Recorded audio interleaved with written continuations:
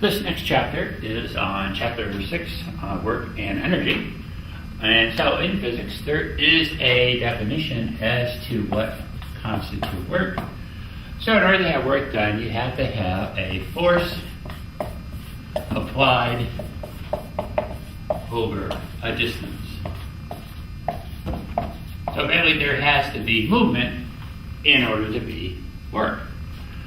And so if the work is also just in the x direction as the force is applied, we get that work is going to be given by Fd, force times distance.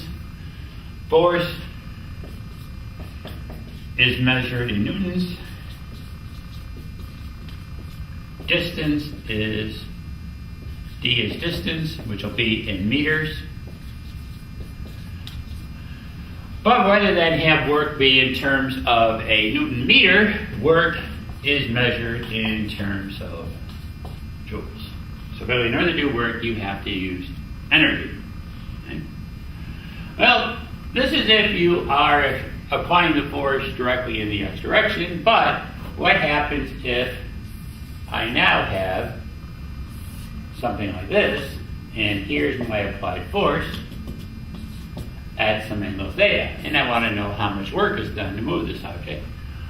Well, here, the part of the force that is in the direction we want is going to be given by F cosine theta, and so we get work is going to be given by Ft cosine theta.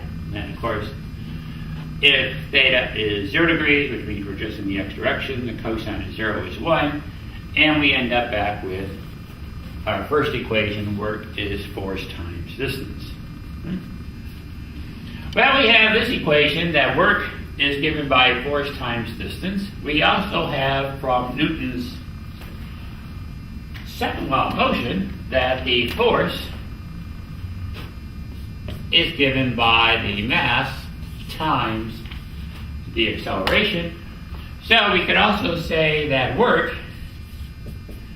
is given by MAD, and so you have, how many of you get mad when you have to go to work? We just proved that those two are equal to each other. Okay?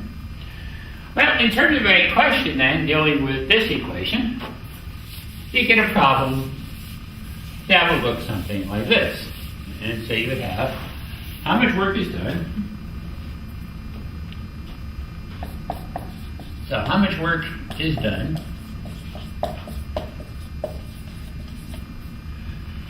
when a 100 Newton force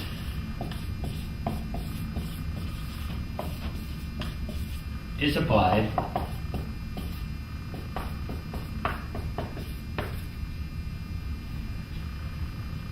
to a crate at a 30-degree angle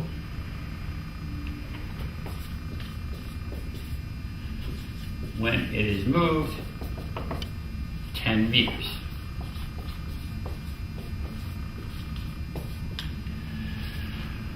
And so for this, we're going to use this form of our equation, Fd cosine theta, and so the work is going to be given by that.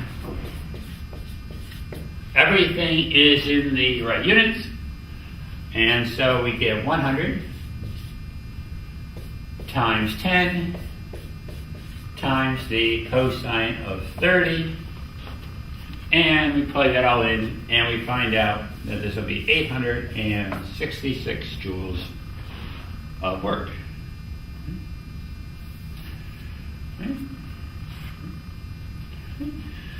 So let's continue with this question a bit. So let's say now that as we push the crate this way, we have that there is that other force which is acting in the opposite direction, which is the force due to friction. And so now we'll say that there's a frictional component to this. And so what would be the work done by friction?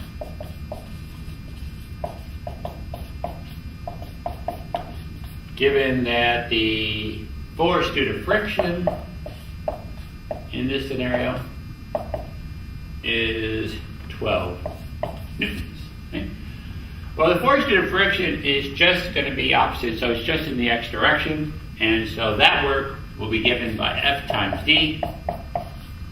So this will be 12 times 10, and we get 120 newtons. Okay? So this work is what we would say is in the positive direction. This work is in the opposite direction, and we'll say that's negative. And so the total work done then will be the 866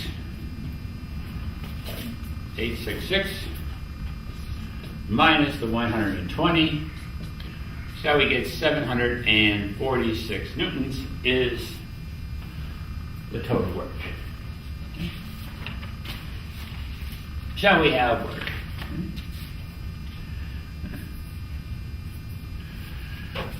So work is energy. So basically in order to do work, you have to expend energy. And we said work is measured in terms of joules. Well, there are a couple other types of energy the chapter talks about. And the first type is kinetic energy, which is the energy of motion. And so kinetic energy is given by 1/2 mv squared. Again, it's energy, which means this will be in joules. M is the mass, which will be in kilograms. V is velocity, which will be in meters per second. Well, we can also say that not only is work given in terms of FD and FD cosine theta, we can also say that there is going to be work done when you have a change in kinetic energy. The work is done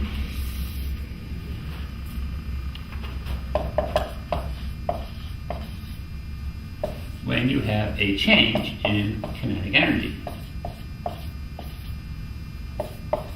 Whether that's done by your engine of your car or by the brakes of the car. And so work will equal the change in kinetic energy, which would come down to 1/2 the mass, v squared minus v naught squared. Given that the mass of the object is not changing, it's the velocity of the object that is changing in a problem. Okay? So you get, in terms of a car, you get something like this. You get how much work is done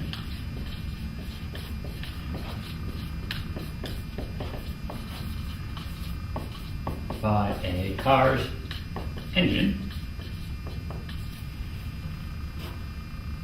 when 1,000 kilogram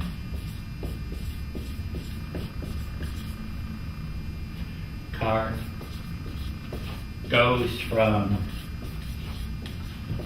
10 meters per second to 20 meters per second.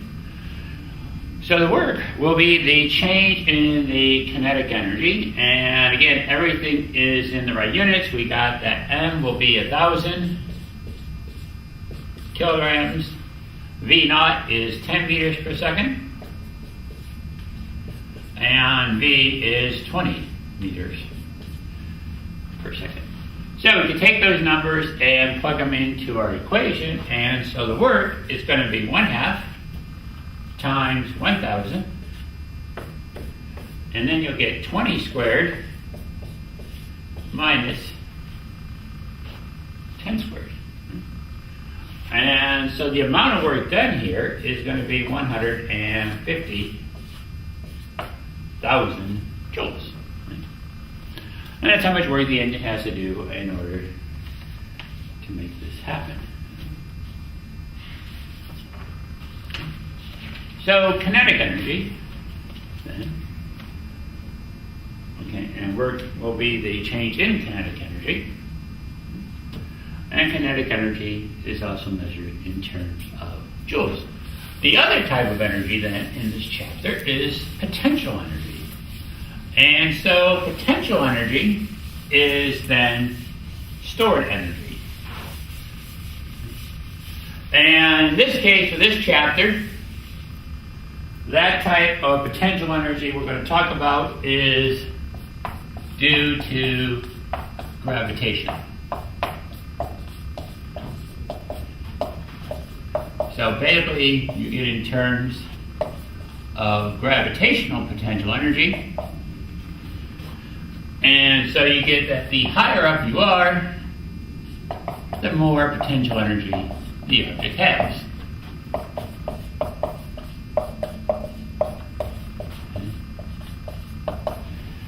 And so potential energy is given by mgy. Again, it's energy, so the units here will be in terms of joules. M is mass, which will be in kilograms. G is our constant, 9.8 meters per second squared. And Y is how high it is, which will be in meters. So this is the height of the object. So the higher it is, the more potential energy it has. We can also look at change in potential energy, and just like what we had change in kinetic energy, the mass is going to stay the same. What's going to change is going to be the height, so y minus y naught.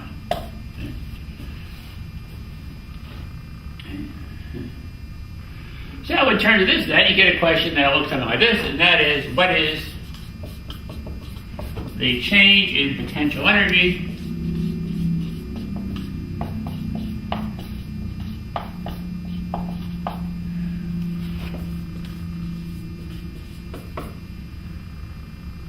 when a 50 kilogram object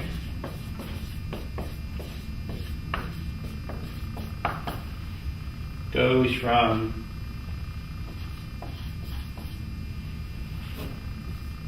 20 meters above the ground to 100 meters above the ground.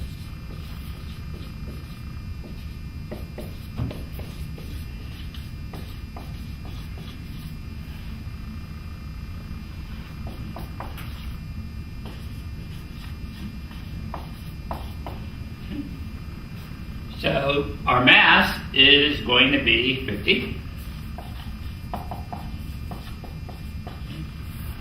Y naught is 20 meters. Y is 100 meters. And so the change in potential energy will be given by 50 times 9.8 times 100 minus 20. And that'll come out to be 39,200 joules. Right? Well, we said work is FD cosine theta. We also said work is change in kinetic energy. We can also think of work in terms of change in potential energy. So basically, if I have an object and I lift it up, I have to do work. And so we can also have work is going to equal the change in potential energy. Right? So basically, in order to do this, I have to do work. Right?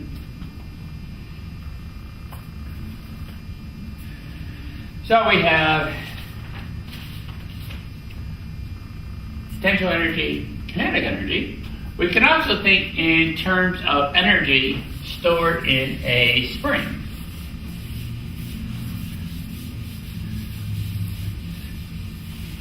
And so we have that type of energy.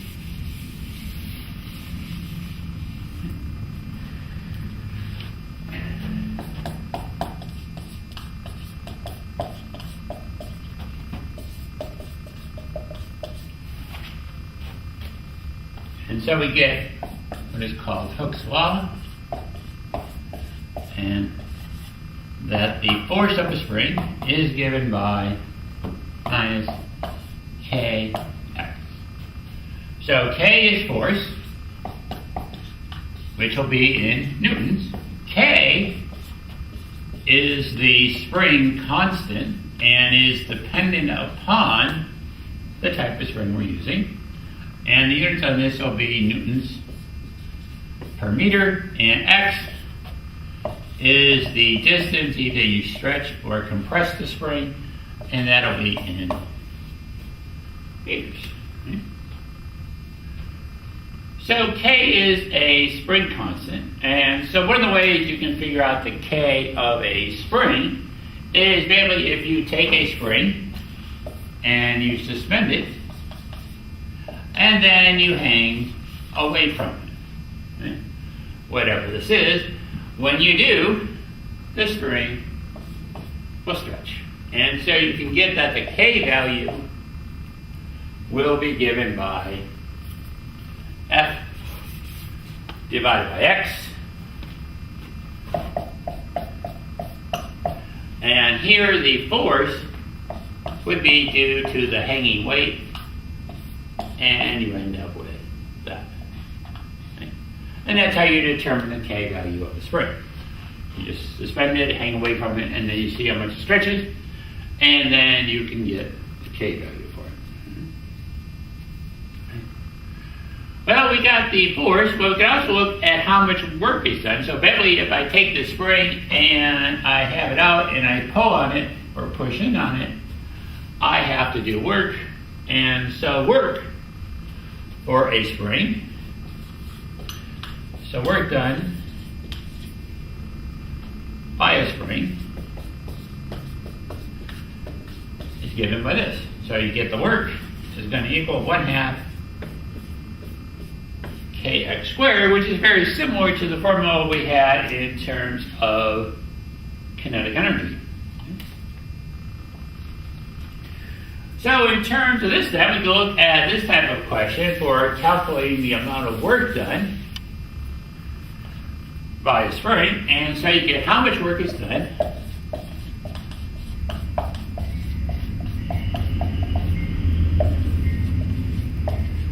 when a spring with a spring constant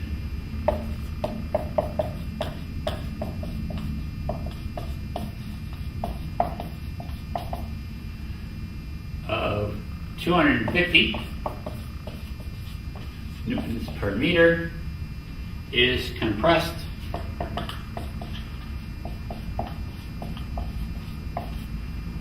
for centimeters. Okay? So we have our K value, which is 250 newtons per meter. Our X was given in terms of centimeters, and generally that's probably how you'll see X given will be in centimeters. But in order to do this, we need to change this to meters. So that'll be 0.04 meters. And so now we get that the work is going to be 1/2 250 times 0.04 squared. And that'll come out to be 0.2 joules. So we get the work done by the spring.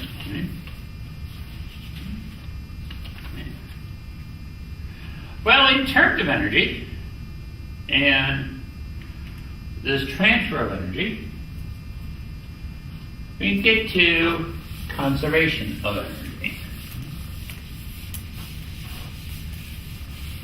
So conservation of energy, you have that the amount of energy is conserved. Whatever we start with is what we end up with.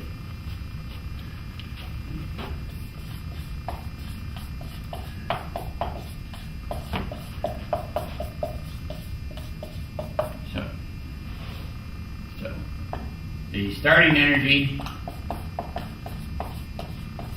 is going to be equal to the final energy.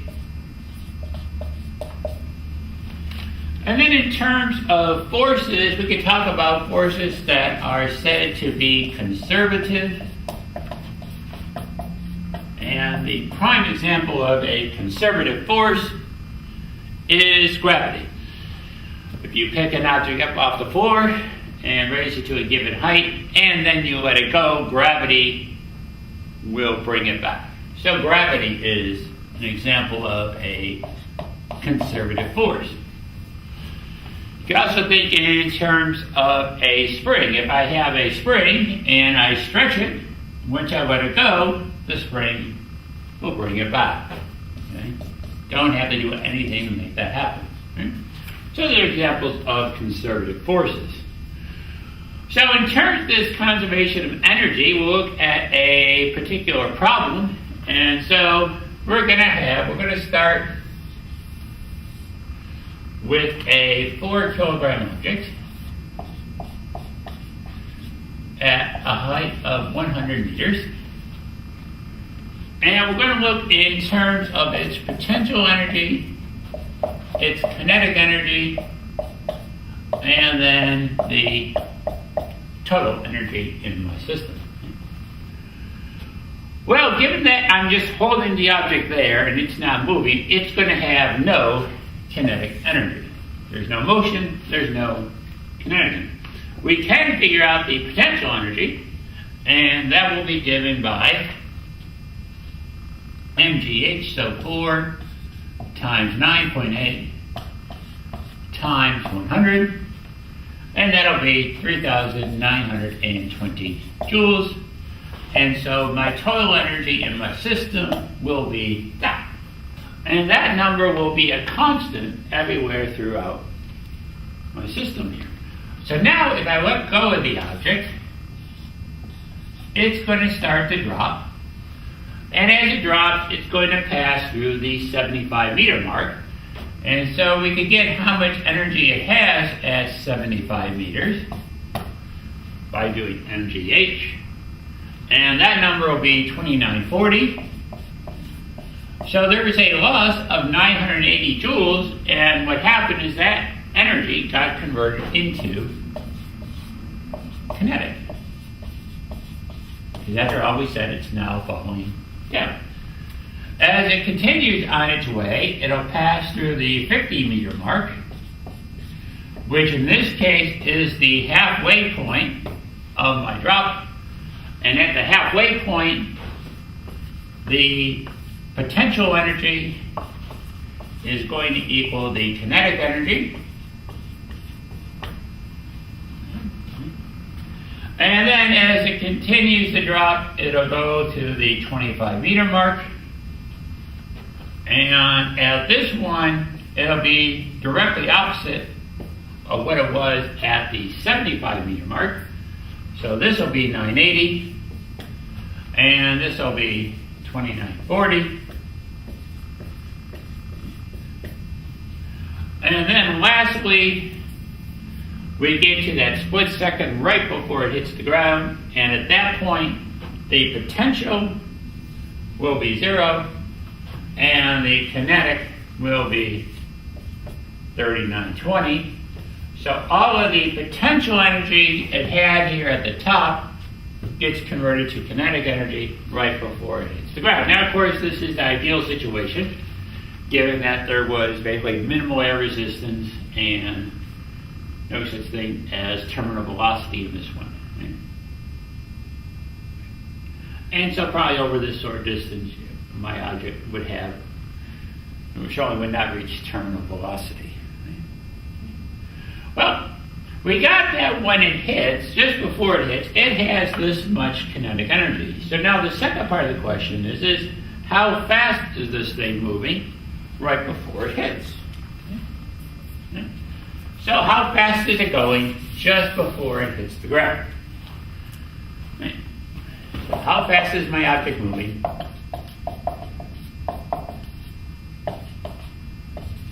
just before it hits?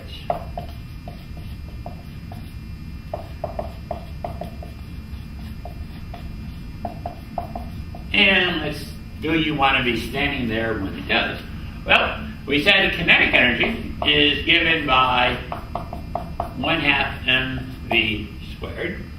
And so now we want to solve this for v. So to give her the half, we'll multiply by 2. So 2 times the kinetic energy equals mv squared. This is multiplying, and so we get that v squared is going to equal 2 times the kinetic energy divided by the mass. And then the opposite of squaring is to take the square root. And so v will be the square root of 2 times the kinetic energy divided by the mass. So now we take our numbers, we get 2 times 3920 divided by 4. And we plug that in, we find out that this object right before it hits would be going 44.3 meters per second. A 4 kilogram object would be somewhere in the order of 9 pounds. And then 44.3 meters per second would be on the order of 100 miles an hour. And so you probably would not want to be standing there when this object hits the ground. Okay. Well, if you think about this interplay between potential energy and kinetic energy, a prime example of that is a roller coaster.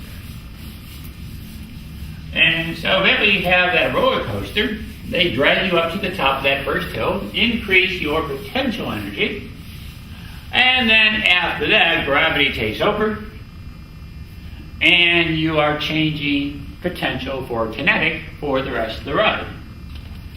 So you get what happens in a roller coaster.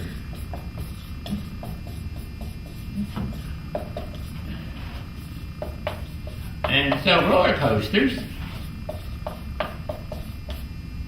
are, in terms of a state-of-the-art roller coaster, are quite the process. If you want to put in a state-of-the-art roller coaster, you're talking an investment on the order of $15 to $20 million from design to building these things.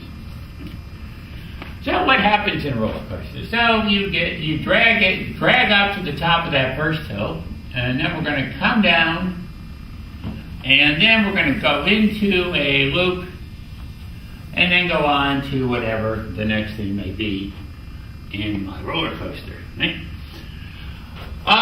For this, we're going to say that basically that this is my ground level. All right, so this is ground level, is here. So that's my 0 point. And we're going to look what happens in terms of various points on this roller coaster. So point A will be at the top of the first hill. Point B is as we come down. Point C is when we're down here at ground level. And then point D, we're here. And then, of course, the distance from here to here would be given by 2r. Right? The distance from here to here is going to be, we'll say that is h. So h represents the height of the first hill. And then by distance from here to here, we'll say will be given by y. Okay? So what happens in this system? Well, the amount of energy here is going to be a constant. And by energies are potential energy and kinetic energy. So we get that the energy at point A, so the energy at point A is going to equal the energy at point B, is going to equal the energy at point C, which is going to equal the energy at point D.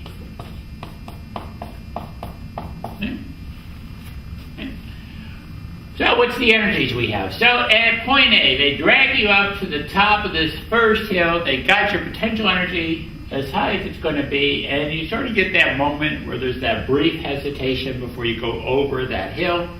So your kinetic energy basically has dropped to almost zero. So this energy at A really is just due to that potential energy, which will be given by the mass times the gravity times the height. Okay. Well, now we go on to point B. Well, now we're coming down this hill, and so at B we have both potential energy and kinetic energy. So the potential energy will be given by mg times y. And the kinetic energy will be given by 1/2 the mass times the velocity at v squared. At point C, we are now at the bottom of the hill, and so potential energy is 0. And so this will be given by 1/2 m velocity at c squared. And that'll be due to coming down this hill. And that'll probably be your maximum velocity in this ride. And then we get to point D, and we now have potential energy and we have kinetic energy. Potential energy will be given by mg to r plus 1/2 the mass velocity at d squared. Okay. So the energy at A is going to equal the energy at B equals the energy at C equals the energy at D. Right? So now my question then is, what is the relationship between the height of this hill and the loop we can put into our roller coaster? So what is the relationship between H and R?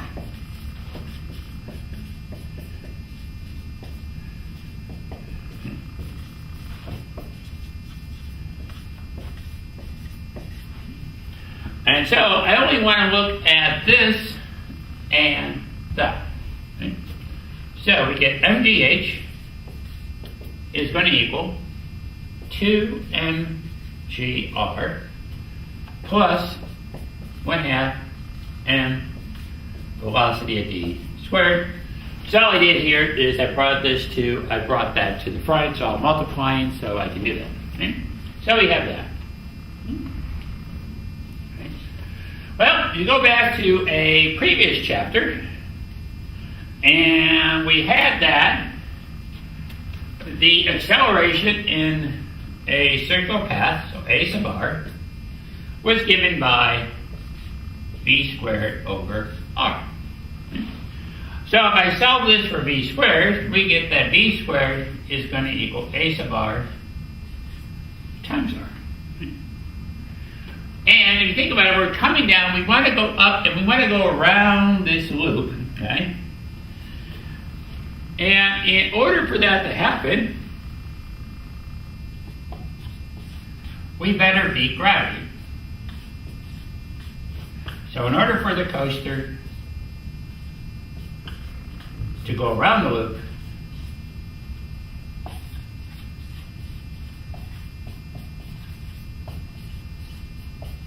we know this has to be, a sub r has to be at least vg.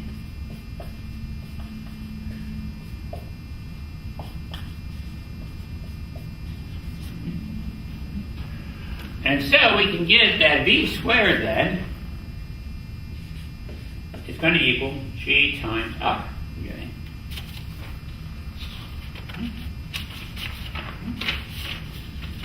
So now if I take that and I plug it into my equation, we get that mgh is going to equal 2mgr plus 1/2 mgr.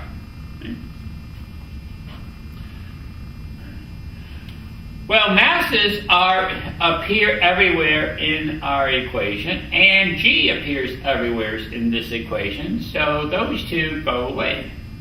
Right? And so we get that h is going to equal 2r plus 1/2 r, which means h is going to be equal to 5/2 r. Or the other way you can look at this is that r would be 2/5 of the height. Okay? So basically, if you wanted to have a loop with a radius of 100 meters, your first hill, that hill would have to be at least 250 meters tall in order for this to work. So we have in terms of a roller coaster and that relationship between the energy, potential energy, kinetic energy, and the relationship of the height of the hill to the radius of a loop. Well, in terms of energy and work, you get to that other part of work, which is how quickly can you get that work done. And so that quantity is called power. And so power that is the amount of work per unit time. And so you get that power is work over T. Work is in joules. T is in seconds. So you get power is joules per second, but that's not how we measure power. Power is measured in terms of watts. Right? So if you think in terms of a 100 watt light bulb, it uses 100 joules of energy per second, and then Puget Sound Energy or Seattle City Lights sends you that bill. Right? Well, we also had that work was given by FD, force times distance, which means I could write that power is given by FD over T. But then we also had for chapter 2 that velocity is distance divided by time. And so power is also given by F times E.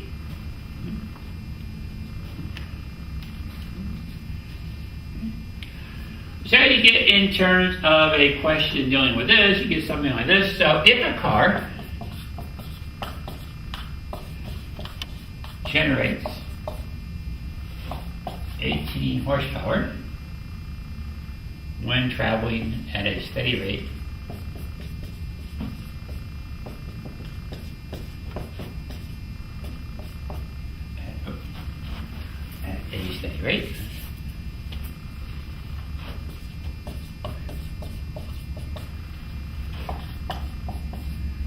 of 88 kilometers per hour,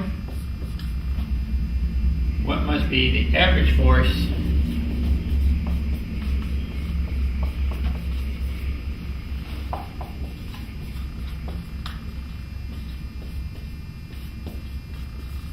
exerted by friction and air resistance?